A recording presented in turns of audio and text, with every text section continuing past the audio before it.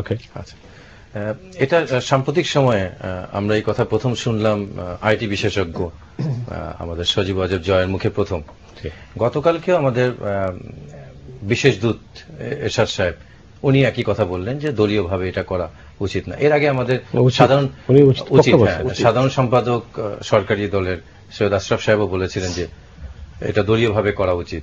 দেখেন, এটা তো সংবিধানের খুব বড় জায়গায় একটা ধাক্কা দিচ্ছে যে গ্রাসরুট অর্গানাইজেশন গুলা যদি আপনি এখান থেকে নেতৃত্বকে বাছাই না করতে পারেন এবং এই সুযোগ যদি আপনি না দিতে পারেন, সবকিছু যদি আমরা দলীয় পরিবৃত্তির মধ্যে রেখে দেই।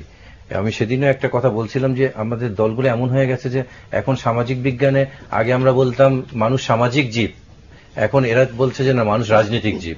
কারণ রাজনীতি হলে আমি সব পাবো, এটা করব, সবকিছু এটার মধ্যে নিয়ে আসাটা একটা বড় বিপর্যয়ের মধ্যে সরকার ফেলে দিয়েছে। অনেক ধন্যবাদ। রুবায়েত ফেরদৌস। যে আমার মনে হয় যে একটা ভান কিংবা আড়াল আমরা করছি, আসলে কিন্তু দলীয় ভিত্তিতে নির্বাচনটা হচ্ছে এবং দল কিন্তু কোনো খারাপ জিনিস না। পুরো পৃথিবীতে রাষ্ট্র কিংবা সরকার কে চালায়? দলই চালায়।